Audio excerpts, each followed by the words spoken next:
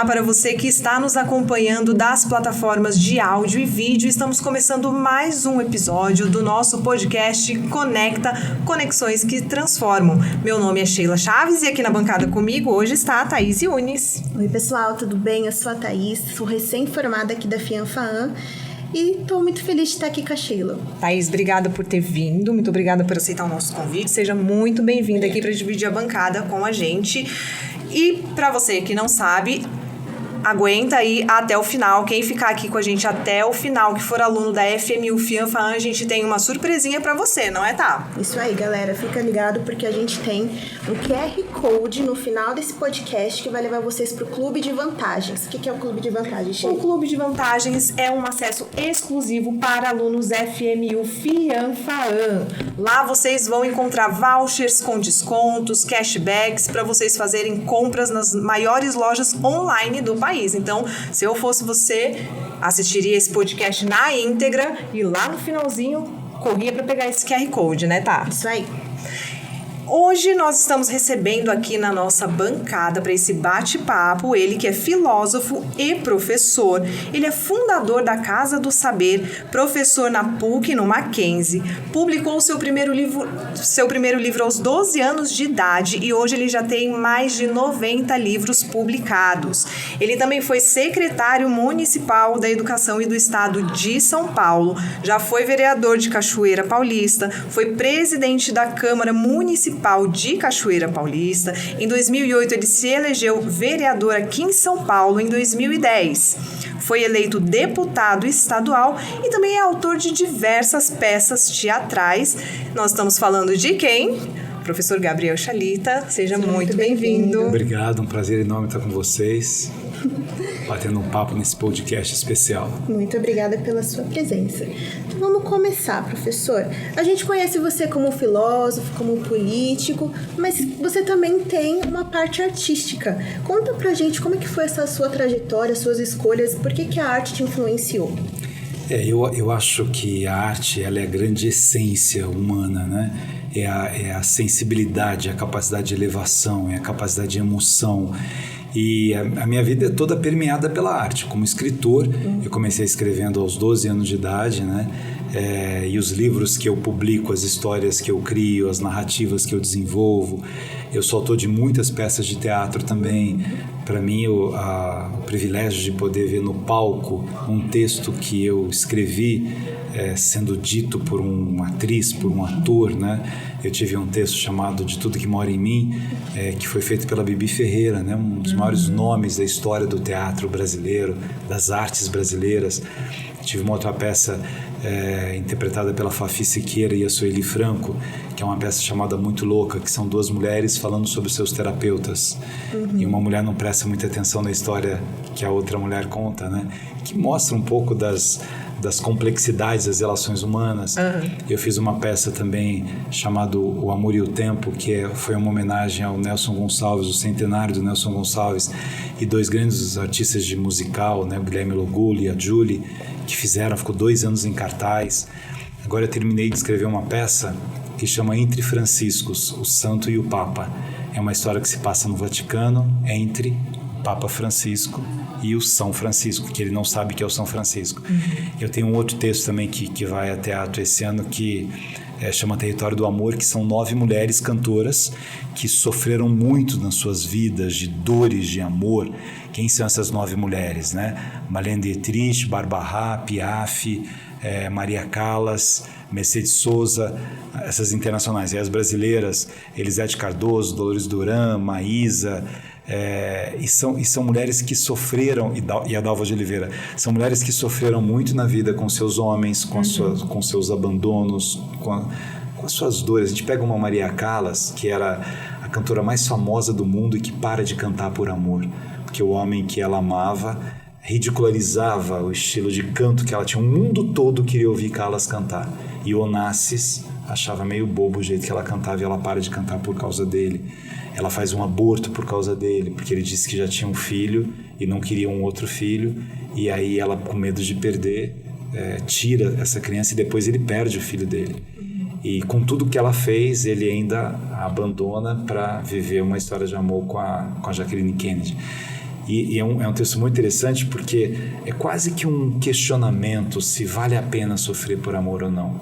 Se vale a pena se entregar a uma história de amor. Então essas mulheres estão em algum cenário, algum lugar da humanidade, conversando sobre as coisas que elas têm em comum, o que valeu a pena, o que não valeu a pena na arte de amar.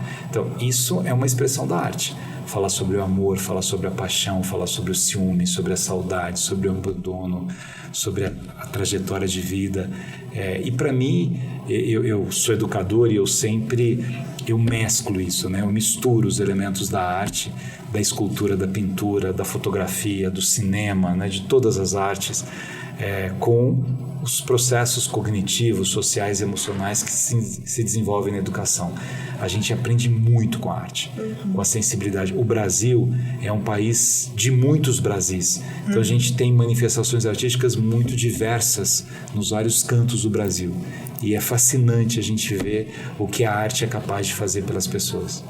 E você começou muito cedo, né? Você mesmo já falou, 12 anos você publicou o seu primeiro livro. Conta pra gente um pouquinho. O que te motivou a escrever livro tão cedo? Eu morava numa cidade do interior chamada Cachoeira Paulista e minha mãe fazia um trabalho voluntário num asilo perto de casa, assim. E havia uma professora nesse asilo aposentada, né, que tinha... Os filhos não visitavam, Dona Emelinda.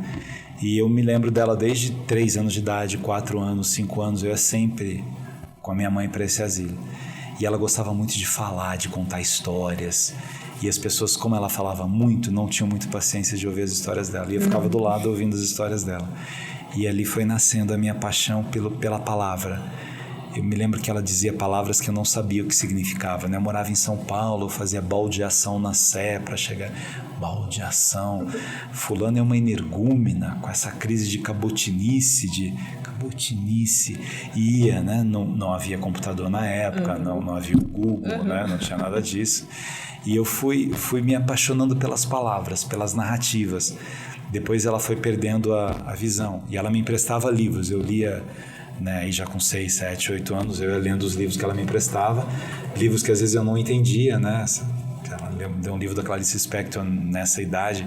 E aí, Gabriel, você leu? Li, gostou? Gostei muito. Você entendeu? Não entendi nada, mas gostei muito. Falou, não faz mal. Quando você menos perceber, as palavras vão tomando conta de você e você vai se apaixonando por elas. E aí, quando eu tinha, sei lá, uns 10 anos, eu ia lendo alto para ela porque ela foi perdendo a visão. E ela gostava de ouvir as mesmas histórias que ela já conhecia. Do Monteiro Lobato, da Lígia Fagundes Telles, né? Os poemas do Manuel Bandeira. E eu ia lendo e lia de novo e tal. E eram momentos ricos, né? Numa cidade do interior. Cachoeira fica no Vale do Paraíba, entre 2 montanhas, Serra do Mar, da Mantiqueira. E eu me lembro dos entardeceres, daquele... momento bonito do pôr do sol, né? E eu lendo isso para ela. Aí, aos 11 anos, ela falou assim para mim, você lê tão bonito, por que você não escreve? Por que você não vira escritor? Eu falei, como é que vira escritor? Ela falou, escreve, leia para mim, eu digo se tá bom ou se tá ruim. E aí nasceu o primeiro texto sobre liberdade, do primeiro texto, o primeiro livro, que chamava Só Queria Ser Poeta. E aí foi, comecei. E ela morreu, eu tinha uns 20 anos. E até os 20 anos eu lancei mais de 10 livros e alguns livros premiados, e eu sempre voltava. Dona Emelinda, ganhei mais um prêmio, saiu mais um livro, e eu ia lendo para ela, e ela tinha uma emoção imensa com isso, né? De ter semeado uma vida completamente diferente. Porque é interessante isso, né? Minha mãe, ela tinha livros em casa, mas na época se comprava livros por metros, assim, para colocar nas estantes. E minha mãe achava que a leitura estragava a vista, né? Dava problema na cabeça. Então, não havia o hábito de ler em casa. Eu fui buscar esse hábito, desenvolver, me apaixonar num asilo. Você vê que até em qualquer lugar do mundo, pessoas podem mudar a vida de pessoas, pessoas podem semear futuros, né? Sim, na mente de pessoas. Imagina o orgulho dela, né? Depois de tantos anos ver você formado, adulto, já escrevendo tantos livros, ela com certeza deve ter se sentido muito orgulhosa, né? Como que é importante ter alguém que te incentiva, né? A maioria das crianças hoje em dia, sempre, se elas forem entrar nesse mundo, elas precisam de alguém que incentive elas, né? Mas eu fui assim. Thaís aqui ainda não falou, mas ela também escreve, né, Thaís? Eu sou escritora. Tá vendo, Thaís? Ainda não tem nada publicado, mas eu sou escritora. Mas é isso, tem que ir escrevendo. A gente vai... Não, e o pior é que a minha mãe, quando eu tinha uns 9 anos de idade, ela chegou no meu quarto assim, jogou um livro na minha cama. Lê pra faculdade. Dom Casmurro, com 9 anos de idade. Nem não entendi nada. Não dá pra entender. Não dá pra entender. Aos 9 anos, Dom Mas Casmurro. depois a gente acaba, né, lendo de novo e tal, e aí faz diferença sim. Mas você fala do Dom Casmurro, Thaís, quando a gente pensa, por exemplo, no Machado de Assis, ele desenvolveu toda a sua riqueza, seu fascínio, né, do grande escritor da língua portuguesa, né, do grande construtor de personagens, de narrativas. E ele teve uma mãe que era contadora de histórias e depois uma madrasta contadora de histórias. Então, assim, quem está acompanhando a gente, eles falam assim, nossa, podia ter conhecido uma dona Ermelinda, né? Mas talvez uma avó contando histórias, um pai, uma mãe. A gente está num mundo muito digital, em tudo é visual. Sim. Quando você só ouve e não vê, você desenvolve um outro processo da sua inteligência. E a contação de histórias, que hoje é muito valorizada em educação, ela é essencial para isso. Você contar histórias, você dizer histórias e permitir que as pessoas possam viajar nessa dimensão imagética, né? Eu falei da Dona Ermelinda, vocês não viram a Dona Ermelinda, mas você pode imaginar uma Dona Ermelinda, né? E cada uma aqui com certeza vai imaginar de um jeito. Né? Isso que é muito mágico nesse processo da imaginação, né? Mas a gente é um país assim, que a gente não tem muito incentivo à leitura, né? A gente, ainda mais agora nessa era digital, né, com tanta informação, celular na mão, as redes sociais, então a gente está muito indo por essa onda do visual. A gente não tem muito esse incentivo. A gente até vê Instagrams, a Tá é uma incentivadora da leitura, né? Porque a Tá fala muito sobre leitura, sobre escrita criativa nos conteúdos dela, né? Mas a gente não vê isso tão disseminado hoje na nossa sociedade, né? Como que a gente pode trabalhar? Como você acha que a gente pode trabalhar esse processo de incentivo, né? Você falou de contação de história, eu sei que tem muitos grupos, né, de contação de histórias em escolas, eu acho extremamente interessante o trabalho dessas pessoas, né? Ô Sheila, assim, que a gente está no mundo digital é fato, né? Não dá para brigar com o computador, não dá para brigar com o celular, não dá para brigar... Mas são instrumentos que nos ajudam as duas coisas. Então, eu acabei de falar da Dalva de Oliveira, por exemplo, de uma peça. Se eu pedir para um aluno meu assistir no YouTube, né, uma Dalva de Oliveira cantando uma canção de carnaval, e aí o aluno vê aquele trecho da Dalva, e aí depois eu começo a falar sobre as histórias de amor do Erivelto com a Dalva, sobre as dores de amor, sobre o que aconteceu na vida dela, e eu desperto a curiosidade desse aluno para ele ler mais sobre a Dalva de Oliveira. Eu tenho caminhos assim, eu acho que a gente tem que unir essas multiplataformas de saberes, de conhecimento, sem uma anular a outra. Com os meus alunos, eu conto trechos de livros e peço para eles lerem o livro todo. Eu sei que alguns vão lá no YouTube, tem, né, resumo do contrato social, e pegam aquilo. Mas a maneira com que eu vou construindo as linguagens deles, eles têm que grifar, têm que pegar, têm que desenvolver. Existe uma geração que eu percebo assim, que tem visto menos televisão, não leem tantos jornais assim, mas tem assistido mais séries e livros. Então eu sou mais otimista com relação ao tema livro. Eu acho que uma coisa não substitui a outra, né? Como quando começou a televisão e tinha um rádio, não, agora com a televisão ninguém mais vai ouvir rádio, né? Sim. Aí o cinema, aí começaram a surgir as plataformas e agora ninguém mais vai ao cinema. Eu acho que é espaço para tudo. E a gente tem que entender essa complexidade humana e ajudar o humano a perceber que todo fachio é ruim. Se você só se informa por um caminho, você não se informa. Sim. Então você vê as múltiplas possibilidades que você tem de se informar, de desenvolver os seus afetos, né? E os caminhos vários das artes nos ajudam muito a isso. Não, inclusive, tem uma das perguntas aqui que a gente queria falar para você. Hoje em dia a galera tá muito focada nas redes sociais. E a arte tá presente nas redes sociais. E a gente tem pessoas falando que essa geração tá perdida. Porque ela tá mais preocupada em fazer arte né, de qualquer forma, seja escrevendo livro ou fazendo dancinha, enfim, do que preocupada em ter uma profissão renomada. Digamos assim, né? Uma pessoa prefere fazer vídeo para as redes sociais do que ser um médico. Eu acho que se a pessoa tiver a oportunidade de ser médica, e esse for o sonho dela, ela vai ser. Assim como uma pessoa que sonha em ser artista e tiver a oportunidade, vai ser. Você acha que as redes sociais têm influenciado as pessoas a focarem mais na arte do que em profissões renomadas? Não, eu acho, Thaís, que sempre assim na história você teve profundidades e superficialidades. Você teve pessoas mais focadas e pessoas mais desfocadas. Você teve pessoas que descobriram o seu lugar no mundo e pessoas que não conseguiram descobrir o seu lugar no mundo. As redes sociais, elas colocaram luz um pouco nisso. Então você já tinha gente que era absolutamente superficial sem redes sociais.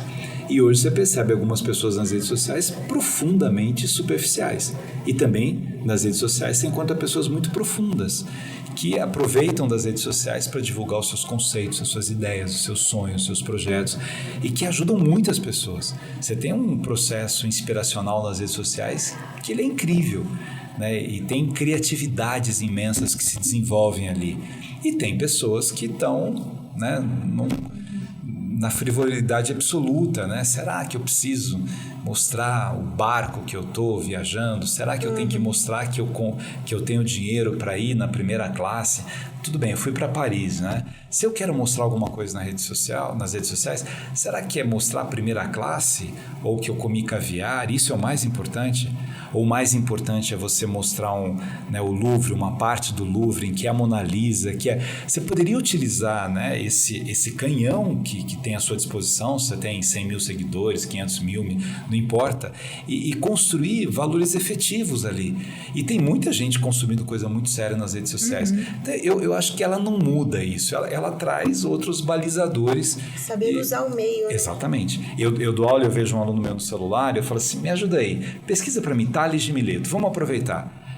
Hoje, um aluno vendo, eu falei, artigo 5º da Constituição, olha que coisa interessante. Aí vai, pega, aí um falou assim, ixi, parece que se a gente pegar no celular, ele pede para fazer pesquisa, né? Mas o celular é uma fonte de pesquisa, não é só uma fonte, né, de bate-papo. E o entretenimento, quando ele é inteligente, quando ele é instigante, a gente precisa de entretenimento, né? Eu acho que não tem que proibir nada e não tem que exagerar em nada. Você, na relação com os filhos, isso é fundamental dentro de casa, você tem que dar a dose das coisas, né?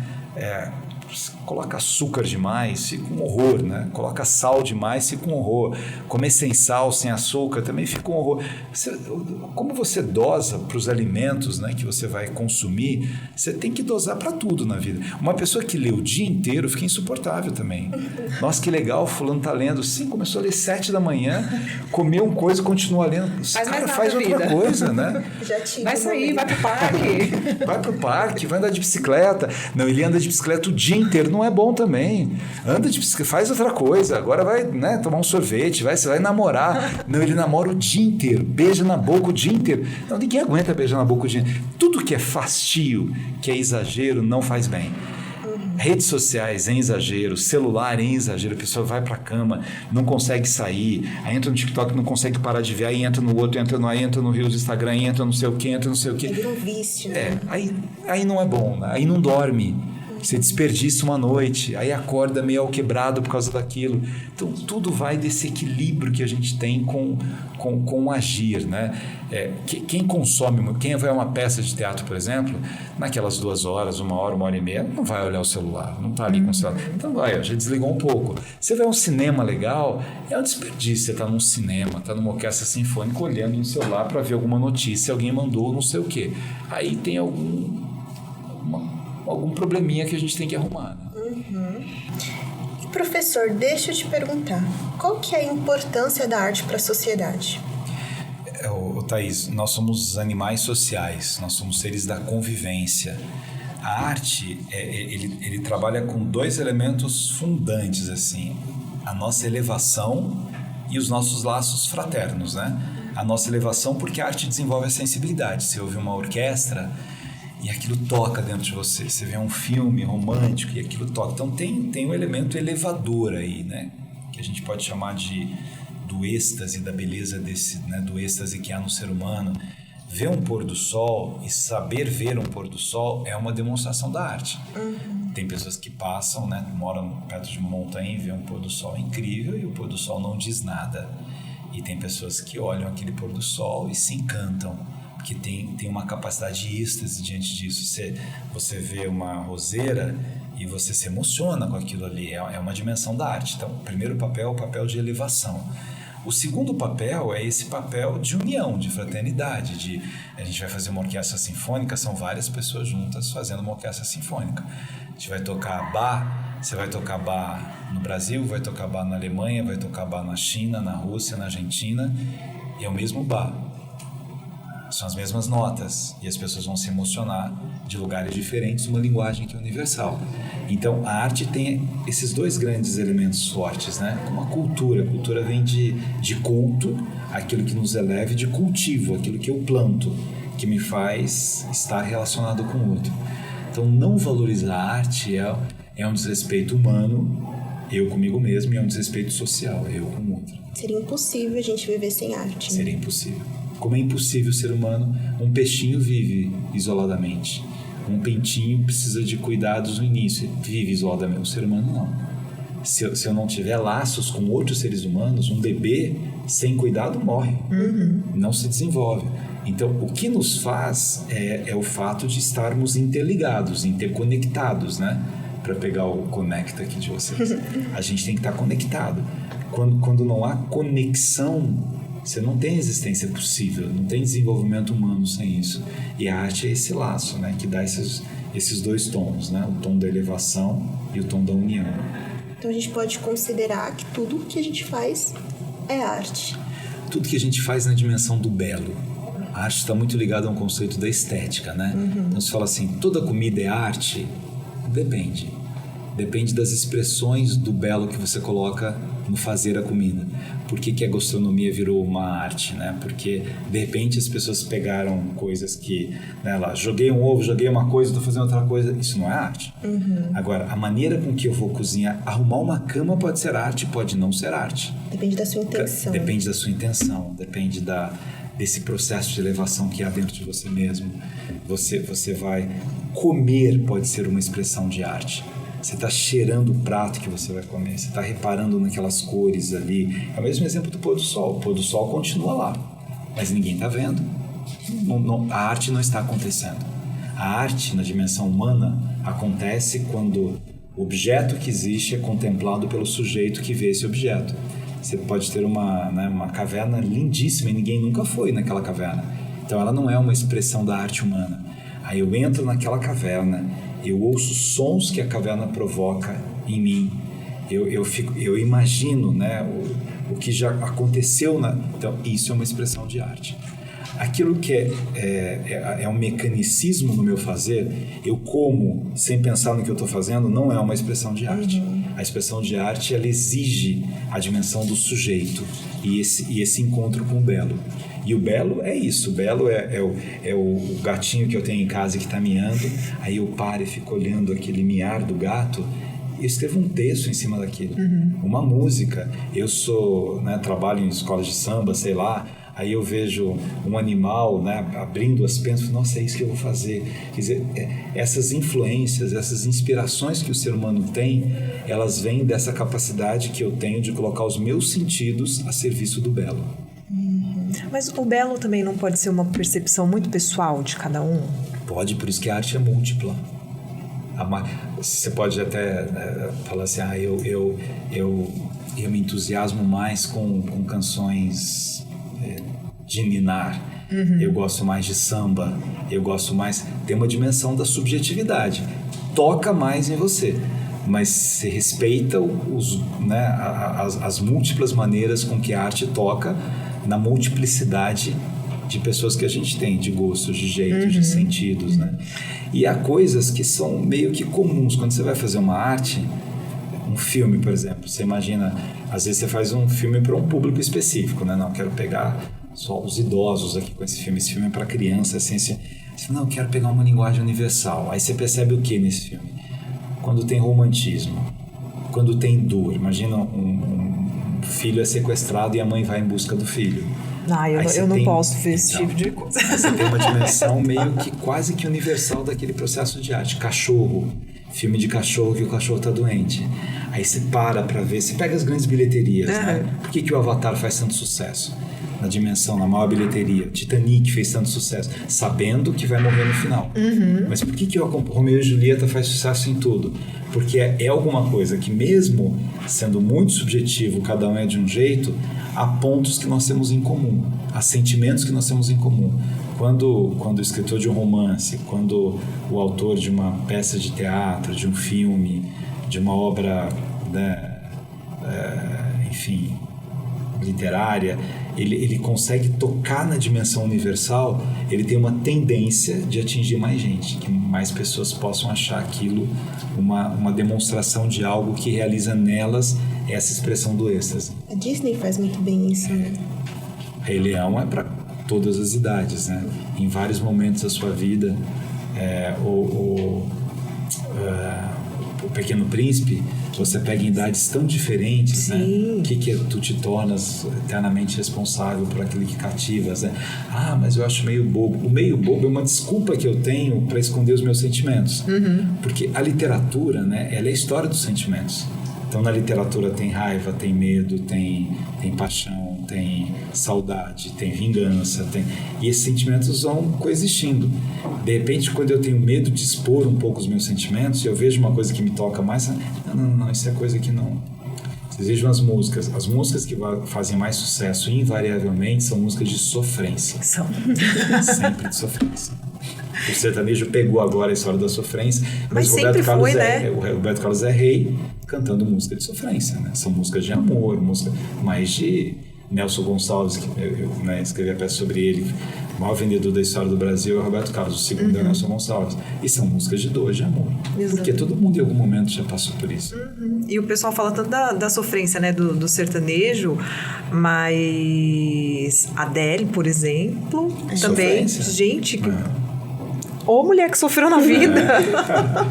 Eu escuto as músicas dela assim, eu paro pra pensar, gente, essa menina tão novinha já sofreu demais, né? Exatamente. Mas então, aquilo que você falou, né? A conexão, os pontos que conectam, né? E com essa visão de belo, né? A visão de belo. E a visão de belo, a gente pode tomar um café. Você começa a sentir o cheiro do café, a fumaça do café. Que delícia. Isso é uma expressão de arte. E eu posso fazer assim, eu tô mecânico, não tô sentindo. A mecânica não tem uma dimensão da arte. Na visão humana, você pode usar a mecânica para construir cenário, figurino, tal. Mas assim, naquilo que diz algo para você. E o ser humano precisa experimentar no seu existir. O Rubem Alves que dizia assim, olha o prazer da água do chuveiro batendo no seu corpo. Quando você consegue perceber isso, é arte. Você está desenvolvendo uma sensação da arte, é um toque dentro de você. Há poros emocionais seus que estão dizendo alguma coisa para você. Ou pode ser mecânico. A gente tá vivendo muito no automático, né? Olha esse período de pandemia que a gente ficou trancado em casa. O que a gente ficava fazendo? Arte. Arte. Arte. Vendo filme, vendo série, lendo livro, cantando, ouvindo música. Imagina sem tudo isso, você ficar ali o quê? Quem escreve, escrevendo, gente mexendo na terra, quem morava em casa, não em apartamento, né? Acho que foi uma oportunidade também para as pessoas descobrirem dentro de si, a arte dentro de si, né? O que eu sou bom, o que eu posso fazer. Eu comprei livros para colorir, comprei um estojo de lápis de cor e eu lembro que eu adorava pintar, adorava desenhar, mas isso foi uma coisa que ficou lá atrás, né?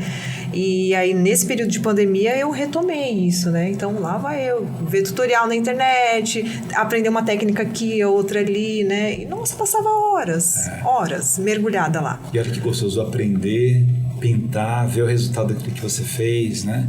Construir. O ser humano precisa ser mais atento com seus cotidianos. Mesmo nas profissões, você fala assim, isso aqui é ciência, né? Medicina é ciência, não é arte. É arte também. Depende da maneira com que você encara aquilo que você desenvolve. É uma ciência, você requer uma série de estudos. Por que a gente às vezes separa a ciência da arte? Porque, em tese, a ciência ela tem um método mais restritivo. você precisa comprovar aquilo que você está desenvolvendo, né? Isso é ciência. A ciência é refutável, e às vezes ela é ratificável, às vezes ela é retificável. A arte como expressão da liberdade é o que você disse antes, né? Cada um vê de uma maneira, desenvolve de uma maneira, mas você tem caminhos. Você, não, cada um gosta de um tipo de música, desde que as pessoas sejam afinadas. A afinação é a ciência na arte. A música trabalha com a matemática, que é uma expressão da ciência. Então, assim, não, cada um canta do jeito que quer. Não é cada um canta do jeito que quer. Você tem um processo de afinação para isso, né? Os instrumentos, o legal é que cada banda é de um jeito e não pode estar afinado. Não, cada banda é de um jeito, mas todas elas precisam estar afinadas. Então, você tem um padrão básico para isso. Às vezes a gente usa uma expressão na arte que fala assim, não, fulano pode errar porque ele tem licença poética. Não é errar, é construir palavras. Guimarães Rosa construía palavras. Mas você para ter o direito, entre aspas, de ousar a inovação naquela área, você precisa construir aquilo para mostrar o que você quer fazer. Saramago falou, não quero mais colocar vírgulas. Então todo mundo agora vai escrever sem vírgulas. Não, ele tinha uma intencionalidade e ele sabia colocar as vírgulas, mas ele tinha uma intencionalidade para autorizar o leitor a fazer as pausas como quisesse, porque era um texto para provocar ausência de pausas no leitor. Então você tem, né, um percurso para chegar. As pessoas vão numa semana de artes modernas e aí vê lá, né, tem uma mesa aí, um lugar para piolho, um lugar para... Nossa, mas que bobagem, juntou tudo isso aqui, virou uma arte. Há tanto de elemento, né, do pensar humano, do refletir humano, do provocar, porque a arte também é um processo provocador. Sim. Quero provocar você a sair do lugar de conforto que você está e refletir sobre isso. Quando a gente vê um filme sobre o racismo ou sobre o nazismo, aí você vê aquela expressão, aquilo dói em você. Você lê um poema do Castro Alves, né, O Navio Negreiro, aquilo dói. Senhor Deus, os desgraçados... O que está acontecendo com isso, né? Nunca vi tanto horror diante... Isso é uma expressão profunda de arte, mas é provocador. Então, olha o que essas pessoas passaram. Nesses navios, vindo para cá, eram arrastados, né, das suas terras, tinham que esquecer o nome, a religião, a família, e aí entravam, grande parte morria. Eles colocavam como se amarrassem, né, 8, 9, 10 homens juntos ali, acorrentados. Se um morresse, jogavam os 10 no mar, os vivos juntos, né? Porque podia ter alguma praga, alguma doença, joga todo mundo ali. Você imagina o que é isso? Você está junto com alguém amarrado o tempo todo disso. Aí você lê um poema, vê um filme sobre isso. Então você tem uma dimensão da sensibilidade, mas de provocação. Olha o que a gente já fez na humanidade. Será que a gente não está fazendo igual? Tem um filme recente agora que chama As Nadadoras, que fala uma história de duas refugiadas sírias e da passagem para a Alemanha, dos sofrimentos, que é uma história real, né? Quantos milhões de refugiados no mundo? Quando a gente fala da escravidão, que já foi há um tempo, os refugiados de hoje, de agora. Olha como o saber e as mudanças de comportamento estão ligados a essas construções da arte também. Se a gente fica assim, não, a arte não é importante, porque a arte é ouvir uma musiquinha, a arte é uma... Não. É uma visão muito limitada. Uma visão limitada. Né? A arte, na verdade, não é uma via de mão única, né? Não é só receber a arte, mas você recebe e reverbera aquela arte de todas as formas possíveis. Eu, por exemplo, né, como você falou, você assiste um filme que contou a história da escravidão, você lê um livro, com certeza você vai sair dali e você vai reverberar aquilo em outros lugares, exatamente, né? E eu acho que a gente pode até entrar numa discussão que eu vejo muito também. Você falou do belo, né? A galera, eu acho que confunde. Não é a beleza de isso é agradável para os meus olhos, mas é o que você consegue transmitir com aquilo, né? Não é o belo da beleza em si. Exatamente. Né? Porque o belo, quando a gente vai para um conceito objetivista de belo, a gente corre, né, cai numa esparrela ruim, né? Então, assim, o belo é que tipo de cabelo? O belo é quantos quilos a pessoa tem que pegar? Isso não tem a ver com belo, né? Isso são exigências... Os rótulos, né? Uns rótulos e é tudo consumível e descartável, porque cada época você tinha isso, né? Se você olhar, por exemplo, a imagem da Maria Teresa de Calcutá, não é uma imagem, né, de uma mulher definida, né, com seios não sei o quê, e ela é bela. Se olhar uma imagem do Gandhi, né? Gandhi não era todo musculoso, todo definido. Ele é belo, você olha aquilo e tem uma coisa que diz assim em você, isso é o belo, é a expressão do belo. É aquilo que o viver, o existir dele toca dentro de mim. Até porque esta beleza física, ela é muito efêmera, né?